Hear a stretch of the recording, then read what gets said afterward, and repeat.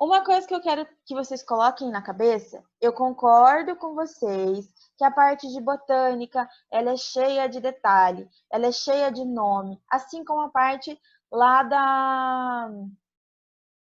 da zoologia. São partes da biologia que são aquelas partes que a galera não gosta justamente porque a professora é cheia de nome. Bom, cheia de nome ela é, porém, os nomes não é necessariamente o nome que o vestibular quer cobrar de vocês. O vestibular quer saber se vocês entendem as adaptações daquelas estruturas. Então, ele não quer que você saiba que o nome do caule de reserva das plantas do cerrado é xilopódio. Não interessa para o vestibular. Ele quer saber se você entende que no cerrado é um lugar que sofre muito com queimada, e por sofrer muito com queimada, as plantas desenvolveram uma adaptação para sobreviver, que é o xilopódio. São perspectivas diferentes. Ele não quer que você decore todos aqueles nomes. Ele não quer que você entenda todos eles e dê a definição de todos eles de cabeça. Para isso serve o livro, para isso serve o Google.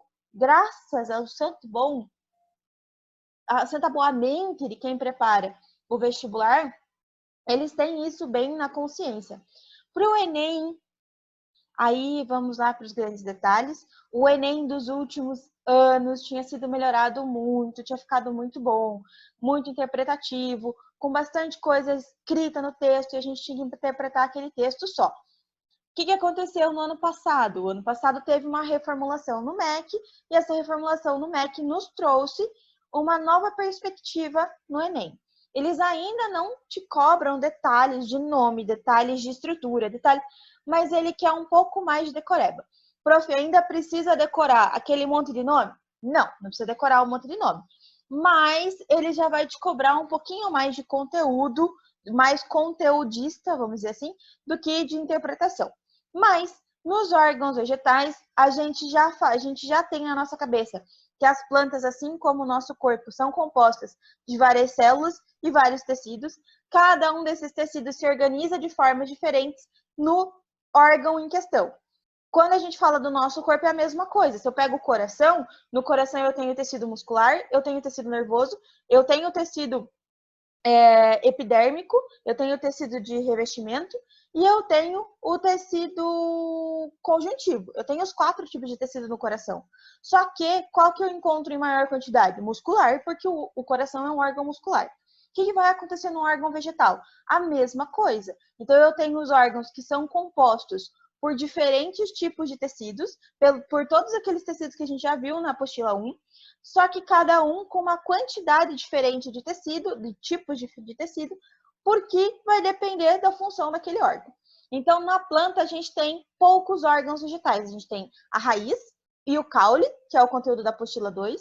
A gente tem a folha, que é o conteúdo da apostila 3. E a flor e o fruto, que são conteúdos da apostila 3. Então, são 5 órgãos vegetais: raiz, caule, folha, fruto e flor. Acabou. Planta é isso, planta é isso. 5 órgãos. O detalhe é que esses órgãos têm adaptações, essas adaptações que acabam pegando um pouquinho mais na gente. Mas quando eu olho para a raiz, o que eu preciso ter na cabeça com a raiz? Qual que é a função de uma raiz? Sustentar a planta, então ela vai dar suporte no solo, e a grande função dela vai ser a absorção. Para absorver, eu preciso ter um comprimento grande e eu preciso ter estruturas que me ajudem a aumentar a superfície de contato. Então, as raízes, algumas têm uma estrutura principal com raízes secundárias, raízes adventícias, que são para aumentar a sua superfície de contato. E tem outras que formam uma cabeleira, a gente já chega lá. Mas todas elas têm função de sustentação e de absorção de nutrientes. Todas elas, ou a sua grande maioria, são subterrâneas. Existem raízes aéreas, mas a grande maioria é subterrânea, fica embaixo do solo. E por ficar embaixo do solo, ficar embaixo da terra, ela tem um geotropismo positivo. O que isso significa? Geo de terra, tropismo de sentido. Então, ela cresce no sentido da terra. Ela tem um geotropismo positivo. Quanto mais para dentro da terra, melhor. Isso que significa. E nas raízes, a gente tem aí praticamente 100% dos casos, elas são aclorofiladas, elas não possuem clorofila. Por quê? Porque clorofila não é uma estrutura, não é uma uma proteína responsável pela fotossíntese, se eu tenho um caule, ou uma raiz, uma estrutura que fica embaixo do solo, faz sentido eu ter clorofila numa coisa embaixo do solo se a clorofila depende do sol para funcionar? Não. Então, a maioria das raízes, aí 99% dos casos das raízes, elas são aclorofiladas. Por que 99%? Porque sempre tem aquele 1% que foge à regra da biologia. Biologia é a ciência que a regra serve para a gente fugir dela. Então, existe uma regra que é o padrão, e todo esse padrão tem a sua exceção. Então, biologia é a ciência das exceções, tá? Então, existem padrões e existem suas exceções. Qual que é a estrutura geral de uma raiz, tá? A estrutura geral da raiz, eu tenho a estrutura de sustentação, a estrutura principal, e nessa estrutura principal podem se apresentar estruturas secundárias, raízes secundárias, que partem da principal, tá? Então, eixo principal e eixos secundários. As zonas pilíferas são zonas com pelinhos, ou zonas com projeções pequenas de raiz. É a mesma coisa que eu tenho aqui nessa raiz secundária, eu tenho uma zona pilífera, e na minha raiz principal eu tenho uma zona pilífera. O que é uma zona pilífera? Ela vai servir para ter a maior parte da absorção. Então, regiões que têm pequenas projeções de raízes para fora, tem como grande função a absorção de nutrientes. Na zona lisa ou zona de distensão, são as regiões de crescimento da raiz. É a região de diferenciação da raiz. Lembram quando a gente estudou meristema? E o meristema é aquele tecido que tem como grande função na planta o crescimento? Então, o que acontece aqui? Ó? Eu tenho o meristema. O meristema tem como característica células indiferenciadas e de crescimento rápido, que é o que a gente encontra aqui nessa pontinha da raiz. Tudo bem? Se essa ponta está crescendo, ela está crescendo para baixo. Já é o tropismo positivo. Quanto mais para baixo, melhor. Esse meristema, quanto mais ele vai crescendo, vai ficando uma região de diferenciação celular. Ou seja, essa região vai ser a parte da raiz onde aquelas células internas vão tomar a sua função. Seja de ectoderme, de periderme, que é a região de proteção externa, seja o câmbio vascular. Então, eu tenho o meristema, que é a região de crescimento, eu tenho a zona lisa ou zona de distensão, que são as zonas de diferenciação celular, ou seja, aquela célula vai tomar uma função, ela vai diferenciar em estruturas complexas. A zona pilífera, que é a zona de absorção, e a raiz principal, que é onde eu vou encontrar grande parte dos vasos condutores. Ali eu vou ter uma quantidade bem grande de xilema, porque o xilema vai carregar os nutrientes que estão aqui embaixo em direção à folha. Então, aqui na raiz primária, eu vou encontrar uma grande quantidade de xilema. Esse xilema vai carregar nutriente lá para cima da minha planta, tá? Então, raiz principal, grande função dela é sustentação e concentração de vasos de transporte, de vasos condutores. Então, raiz, sustentação e absorção, sempre subterrânea, ou em grande maioria das vezes é subterrânea, existem suas exceções, a gente vai ver daqui para frente.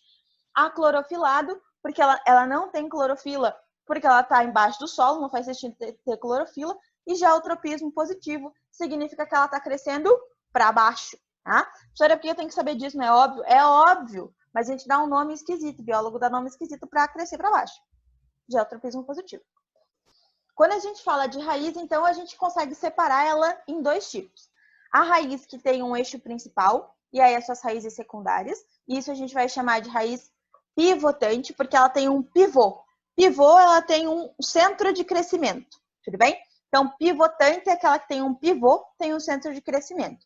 E a fasciculada, que é quando eu tenho várias raízes pequenas. Eu tenho uma cabeleira. O outro nome para raiz fasciculada é cabeleira.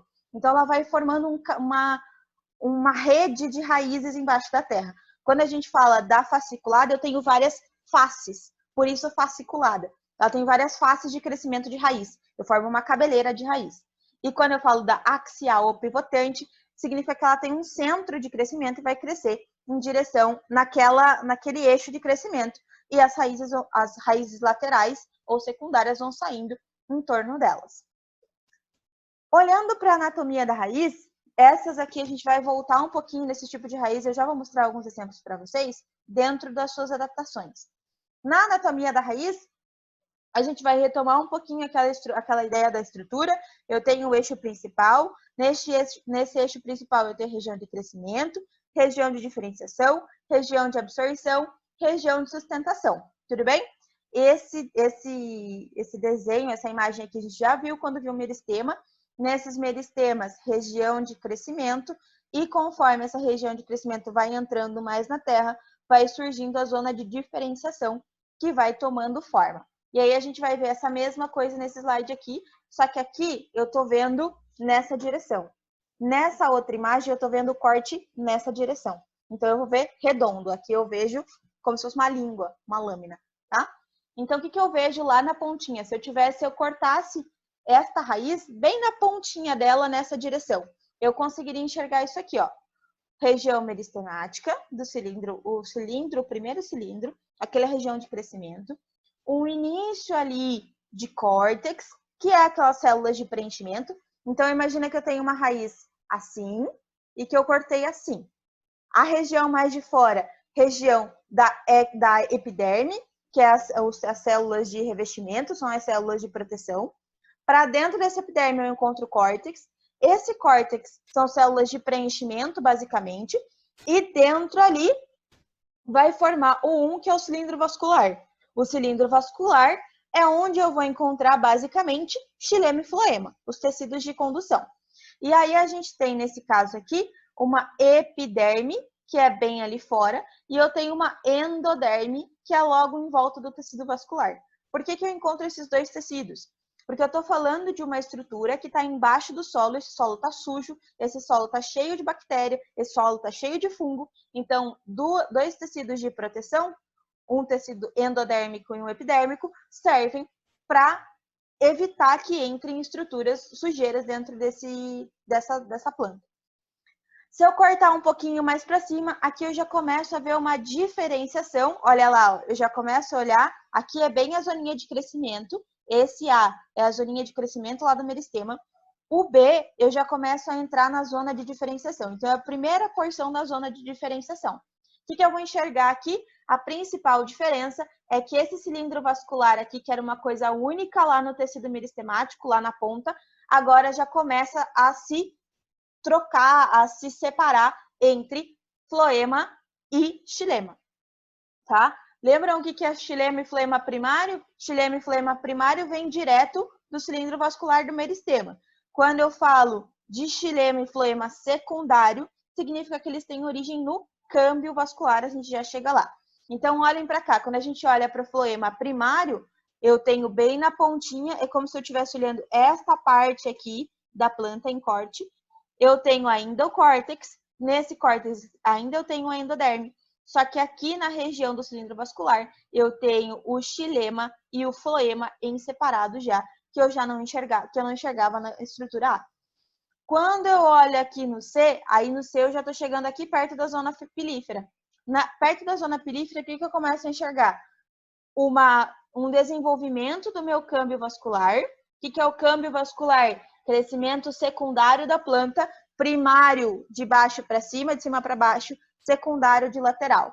Esse câmbio vascular começa a formar cinto BC e a dar origem a xilema e floema secundários, que eu começo a enxergar nessa estrutura aqui de cima. E isso aqui já está bem perto lá do caule. Quando eu chego bem perto do caule, eu enxergo floema e xilema bem grandes, já bem estruturados. Então, na anatomia da raiz, eu tenho o pontinho de crescimento lá em cima. Nesse pontinho de crescimento, assim como toda estrutura em crescimento, ela não tem uma forma bem definida. E quando ela começa a tomar forma, ela começa a se diferenciar. O que são as adaptações das raízes? Lembra que toda regra tem a sua exceção, que a gente vai olhar agora são as exceções. Então, adaptações das raízes são quando as raízes tomam funções secundárias, aquelas que a gente viu de absorção e de sustentação.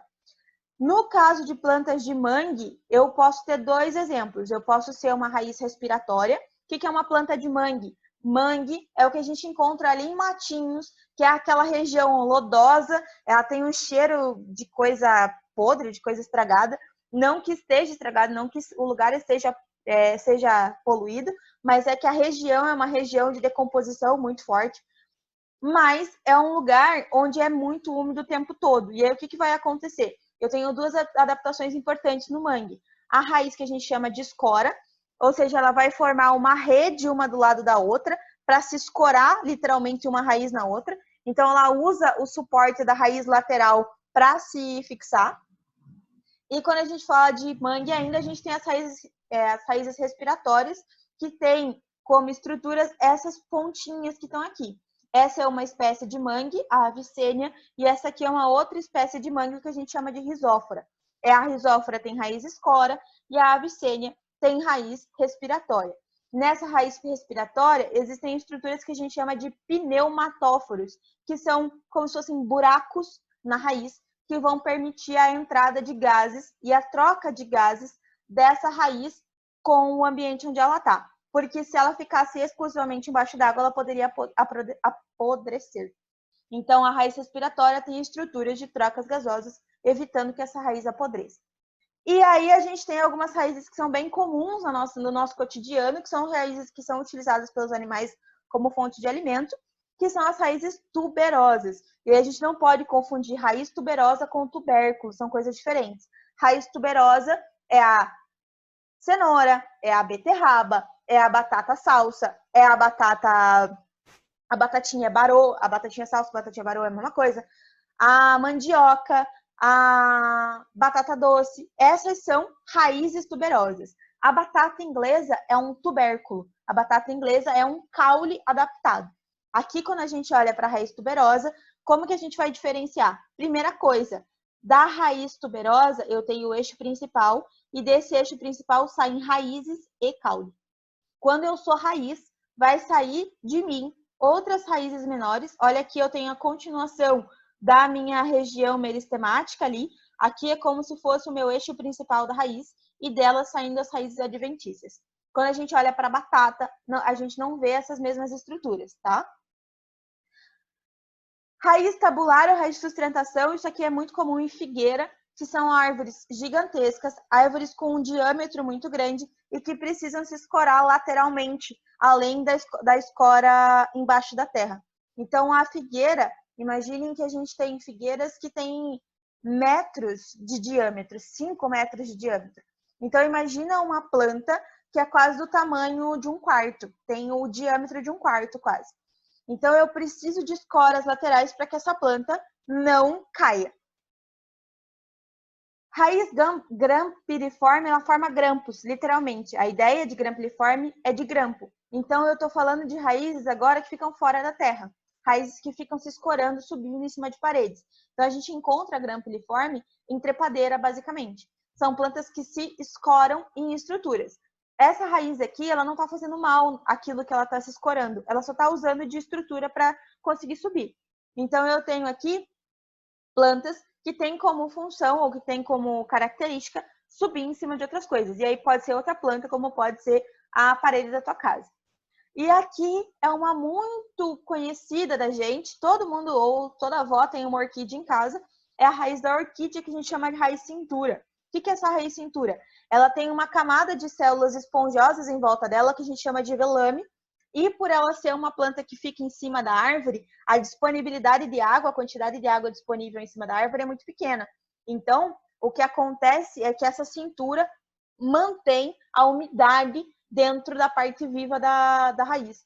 Então, a parte de células que está aqui são células mortas. Essas células mortas, elas protegem e mantêm a umidade dentro da parte viva da raiz, tá? Essa aqui é bem comum, quem tiver orquídea em casa pode até dar uma olhada ali, vocês vão ver que ela é bem fácil de enxergar. Ela fica para fora da terra. E aí, vejam a diferença entre uma grampiliforme e... Ai, cadê meu mouse? Achei. Uma grampiliforme e uma que a gente chama de parasita ou de sugadora. O que acontece numa planta sugadora? Aqui é a erva de passarinho, é uma planta parasita de outras plantas, e ela usa a sua raiz para entrar dentro do caule da outra planta. Então, ela penetra com a sua raiz dentro do xilema e do floema do seu hospedeiro e ela suga os nutrientes do hospedeiro, assim como todo parasita. Então, a gram-piliforme, ela só se escora. A sugadora, ela entra dentro da estrutura da planta, ela entra dentro do caule, dentro dos galhos, para sugar o xilema e o floema. E a estrangulante, ela não é necessariamente um parasita, mas ela acaba matando a planta que ela tá ali, que ela tá se apoiando. A estrangulante, ela vai abraçar a outra planta, a planta de suporte, e quando ela abraça, ela impede o crescimento. Então vai chegar um momento que ela tá ali abraçada, a outra planta tá tentando crescer, não consegue mais, ela acaba morrendo. Mas não porque essa aqui tá sugando nutrientes, é porque ela tá estrangulando, tá segurando o crescimento dela, da hospedeira, ou da de suporte. E quando a gente fala de raiz aquática, o que eu preciso pensar na raiz aquática é que o meu grande problema aqui é que eu não vou ter grande função de sustentação, mas eu não posso perder, eu não posso apodrecer embaixo d'água. Então, o que acontece nas raízes aquáticas? A gente tem, é muito fácil de encontrar, estruturas de aerênquima. Lembram do aerênquima? Que é um parênquima, é um tecido parenquimático que armazena ar. Então, o que acontece aqui é que eu tenho nas plantas aquáticas uma grande quantidade de aerênquima, primeiro para flutuar, quanto mais ar, mais fácil é da planta flutuar, e para manter essas células sempre vivas, porque a presença de ar aqui impede o apodrecimento dessa raiz.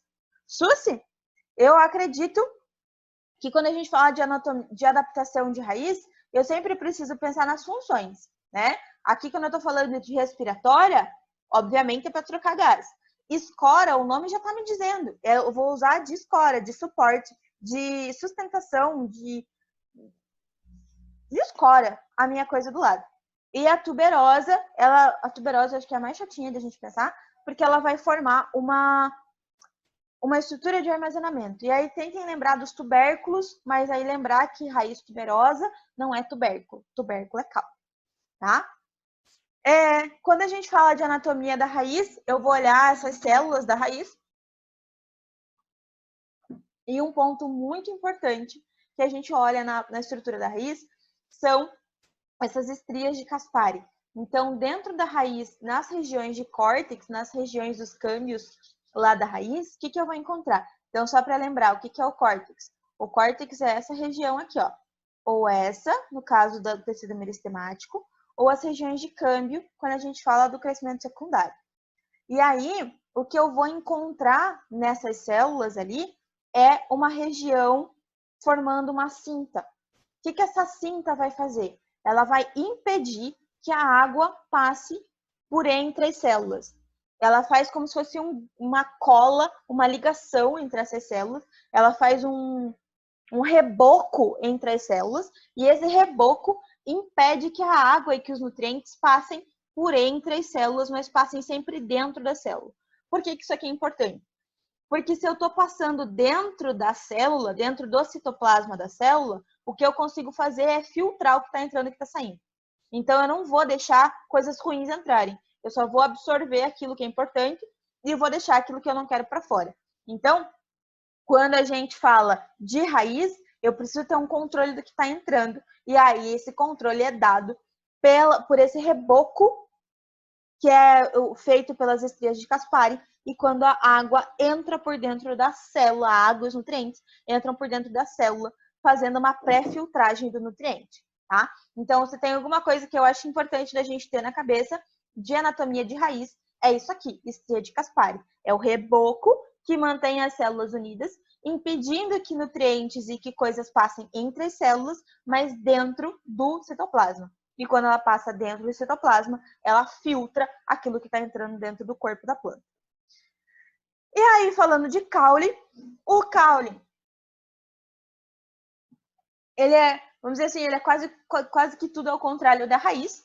Ele também tem função de armazenamento e de sustentação e de transporte. Na raiz eu tinha de absorção, absorveu na raiz é transportado pelo caule. Transportado para onde? Para as folhas, porque é o órgão vegetal que mais tem função na planta, é a folha. Ao contrário, deixa eu olhar o bate-papo. Toda planta possui raiz? Toda planta precisa de uma estrutura de sustentação, Gabi. vamos dizer assim, que essa raiz bem desenvolvida, com função de absorção, nem sempre. Mas mesmo uma planta que absorve, a Vitória Régia tem. Vitória Régia tem raiz essa aqui, ó. Que é a raiz, volta. Raiz aquática. Ela não é assim, ela não é nesse formato, mas ela tem pequenas projeções embaixo da folha que tem como que a gente chama de raiz. Ela vai ajudar a mesma função dessa raiz aqui, ela vai ter na Vitória Régia, tá? Depois eu coloco uma imagem da Vitória Régia se der tempo, mas ela tem raiz sim.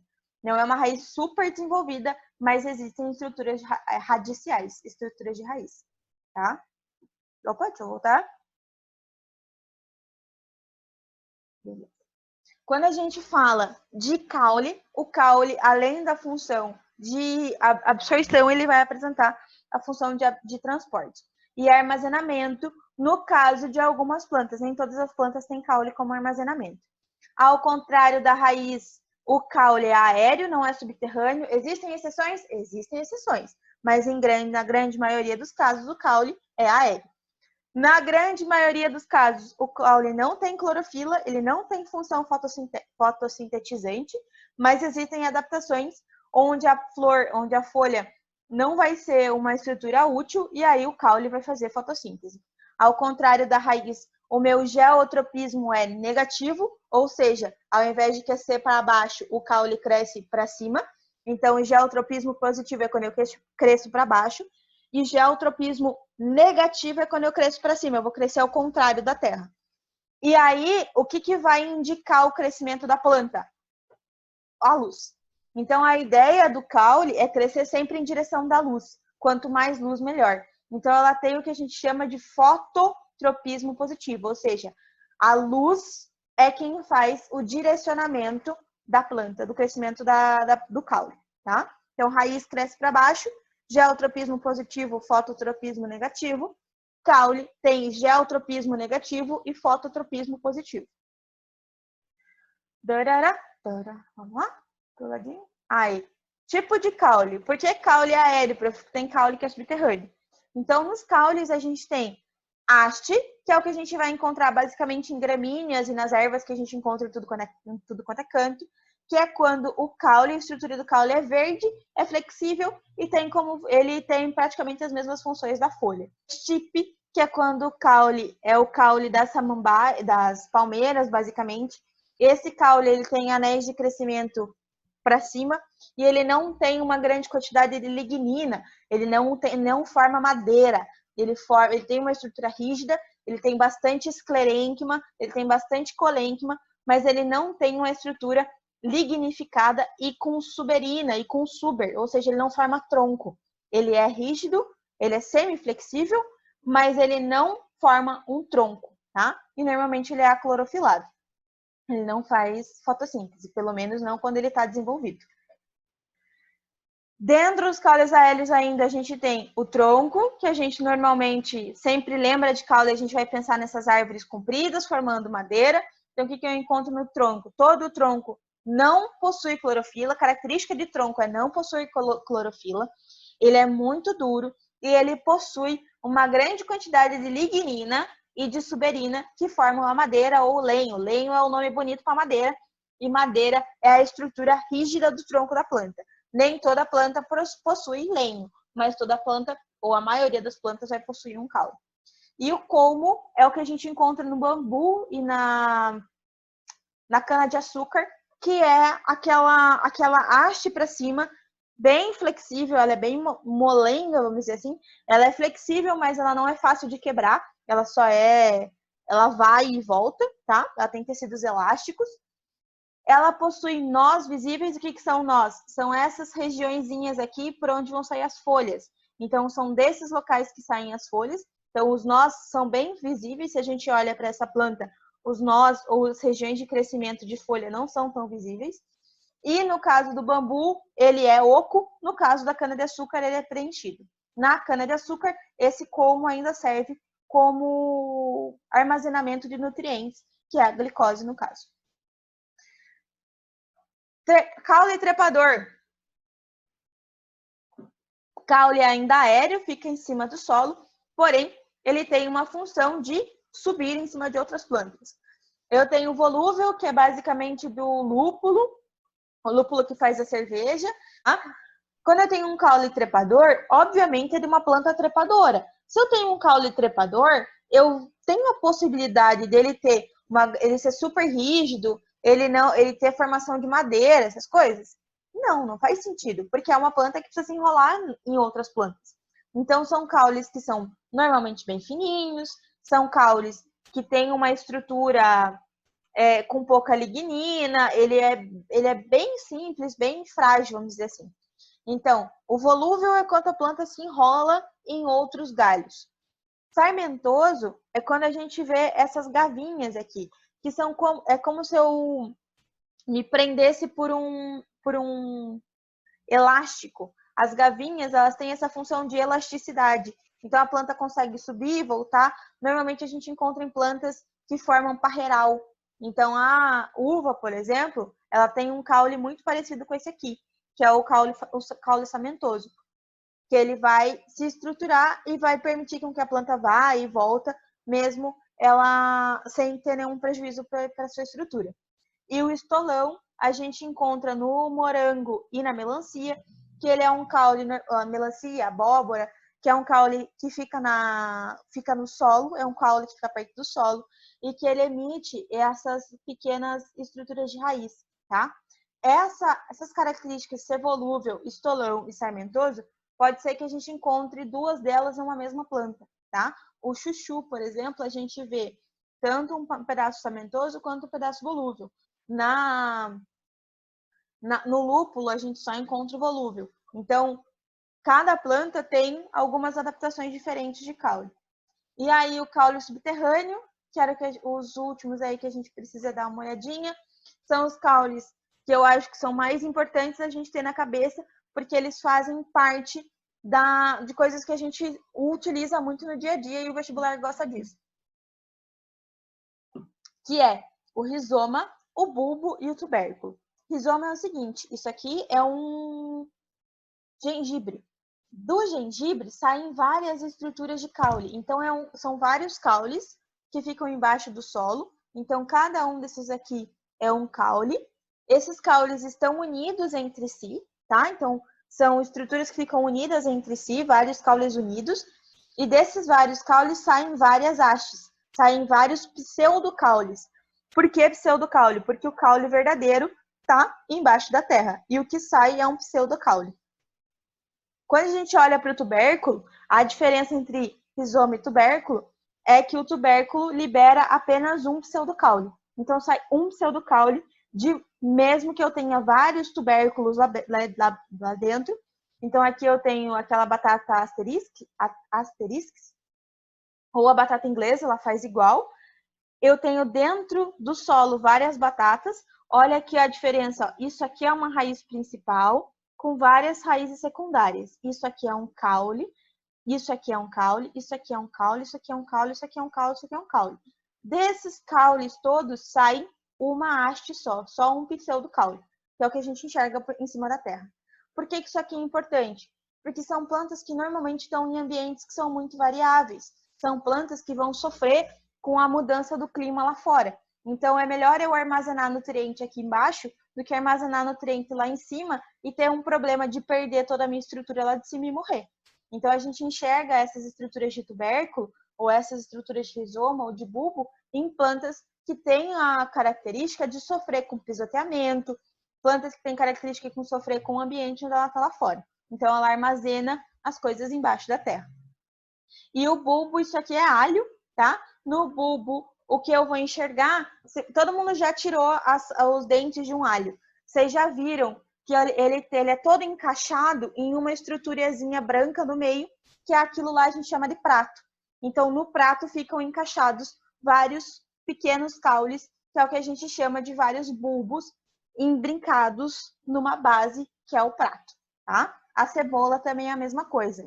Só que a cebola, aquela estrutura que sai, que a gente come, que a gente usa de tempero, é a folha da cebola, tá? Aqui no alho são vários pequenos caules em cima de uma base. Eu tenho rizoma, que são vários caules juntos, que Dele saem vários pseudocaules, várias hastes. Um dos exemplos mais claros que a gente tem é o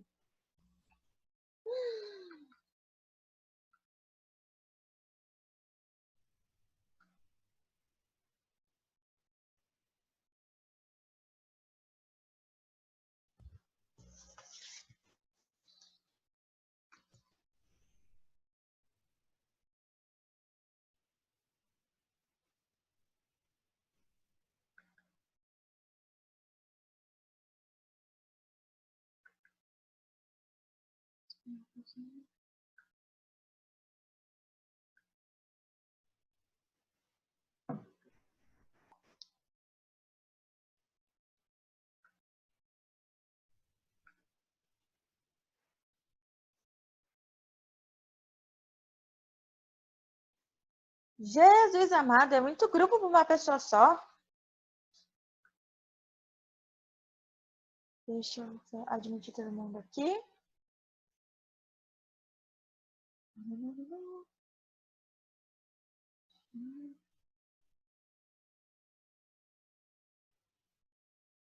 Deixa eu só ter a Larissa conseguir entrar aqui. Aí, foi. Por quê?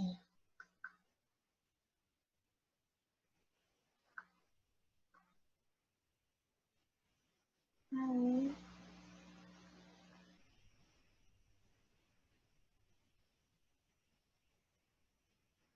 Aí. Pessoal, consegue me ouvir? Ou tá, tá dando?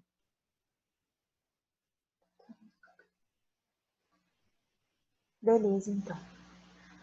Só para a gente finalizar, falta bem pouquinho, tá? Então, os 10 últimos minutos vão ser bem importantinhos para a gente conseguir finalizar pelo menos essa biologia D, tá? E aí, já vou prometer agora que na aula que vem vai ser uma aula só de resolução de exercícios, tá? Então, eu vou passar 25 minutos com vocês só resolvendo exercício da apostila 2. Então, selecionem os exercícios de genética e de botânica que vocês queiram que resolva, que eu vou resolver na próxima aula, tá? Eu vou separar alguns que eu acho importante, mas eu quero que vocês façam e aqueles que vocês tiverem dúvidas, vocês me avisam daí, tá bom? E aí a gente vai fazer uma aula de resolução de exercícios e aí a segunda aula da apostila 3 daí já, tá bom?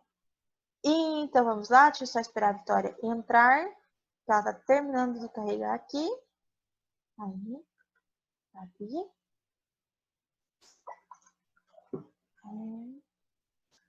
Foi. Então, pessoal,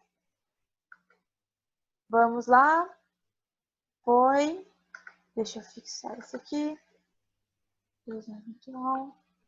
E aí, terminando essa nossa parte de caule, essa parte aqui foi, né? Então, eu tenho rizoma, que são vários caules juntos, que deles saem vários pseudocaules, várias hastes. Um dos exemplos mais claros que a gente tem é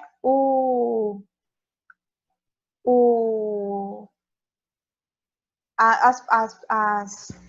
Ai, criatura, mãe. Peraí que meu cachorro tá enchendo o saco aqui. São gengibres e algumas samambaias também apresentam esse tipo de caule, tá? Então, eu tenho uma estrutura, uma base lá dentro, e desta base saem várias hastes, saem vários pseudocaules. Quando a gente fala de bulbo, o melhor exemplo que a gente enxerga é o alho. No alho, eu tenho vários caules em volta de um centro. Aquele centro a gente chama de prato. Então, eu tenho um prato onde eu tenho vários caulezinhos encaixados. E o tubérculo, é o melhor exemplo que a gente tem é a batata inglesa, não a batata doce ou a batatinha baroa, aquela lá não, aquelas duas são raízes.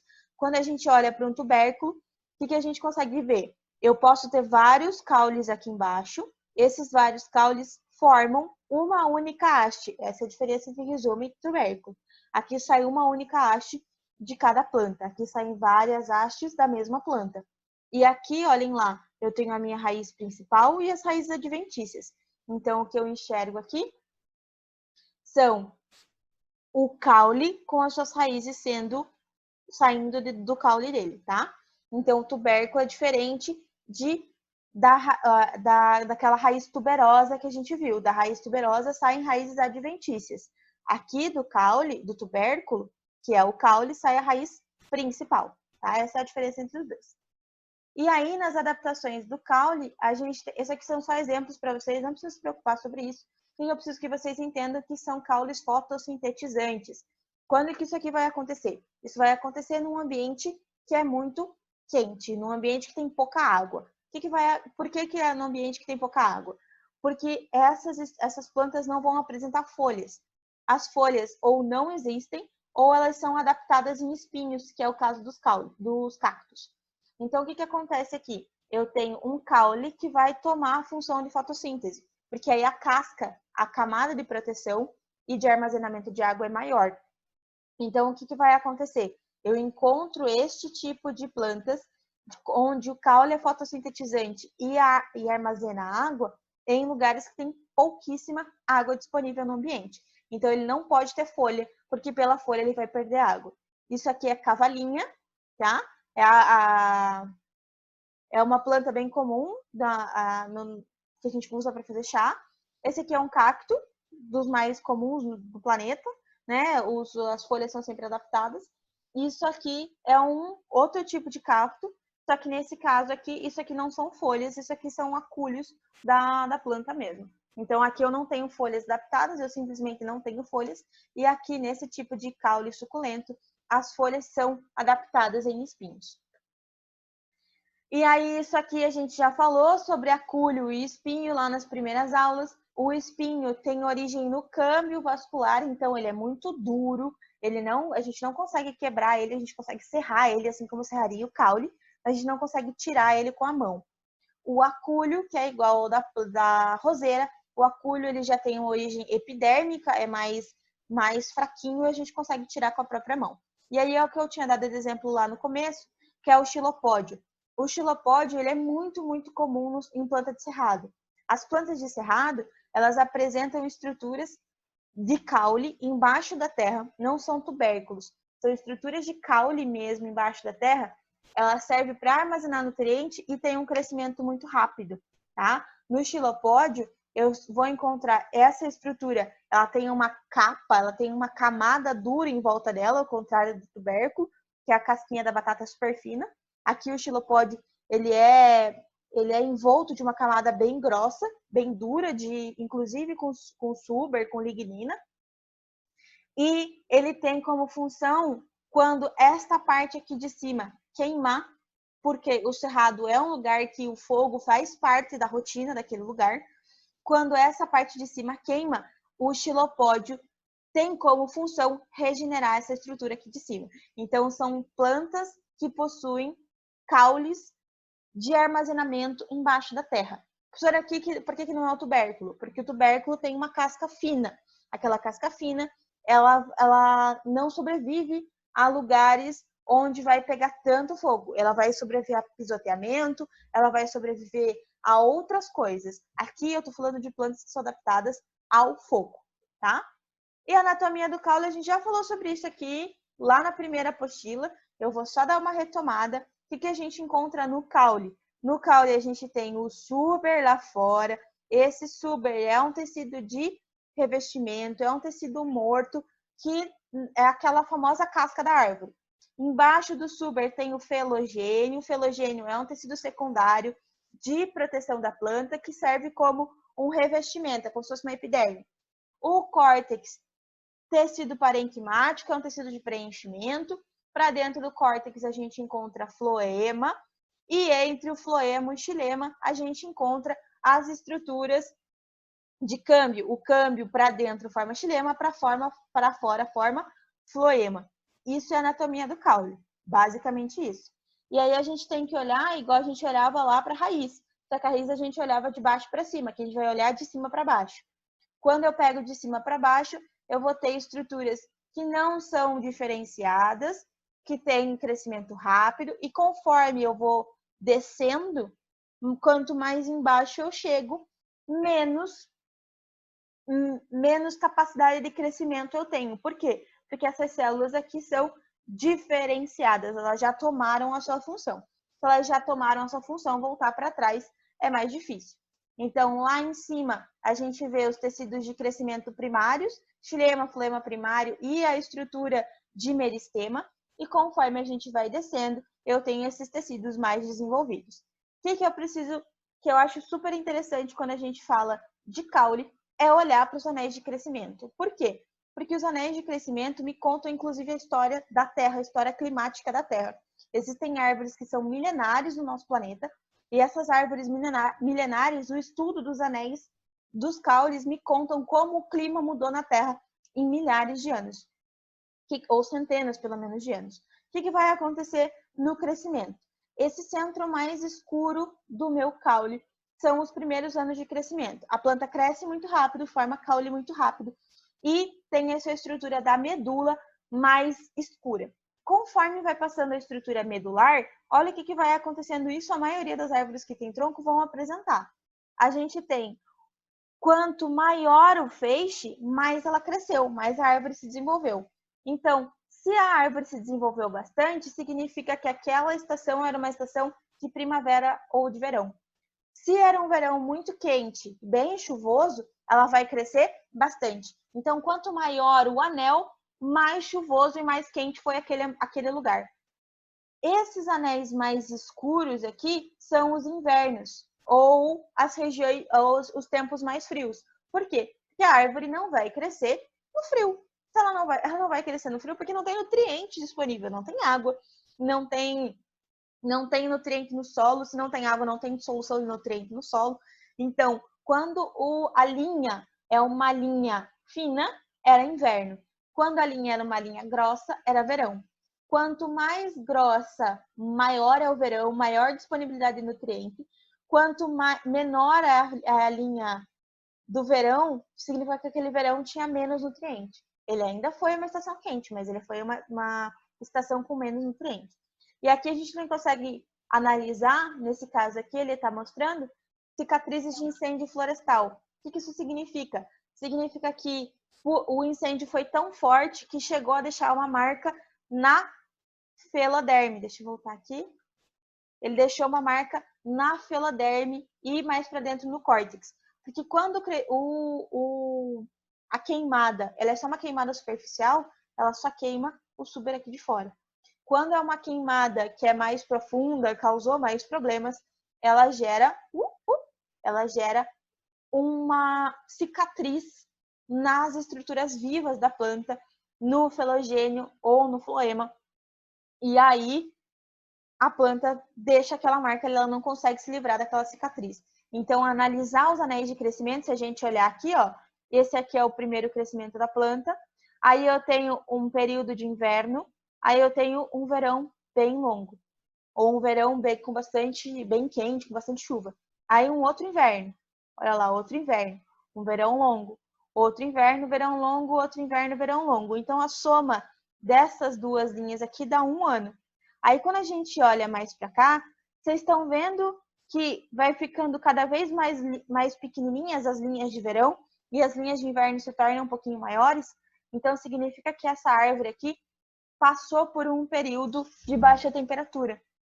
Passou por anos aí com a temperatura média ou com verões pouco chuvosos, tá? Então, o que a gente consegue analisar o clima da Terra e o efeito do clima da Terra nas plantas através do caule delas.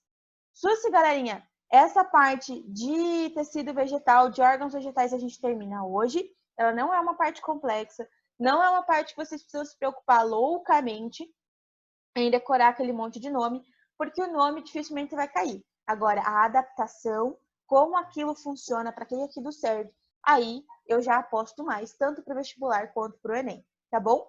Eu espero que tenha dado tudo certo, eu soube que deu uma travadinha na última aula, mas espero que vocês tenham conseguido entender. Qualquer coisa, olha lá no YouTube depois. Próxima aula, a gente faz exercícios e começa a apostila 3. Beijo no coração de vocês. Nos vemos na próxima segunda-feira daí.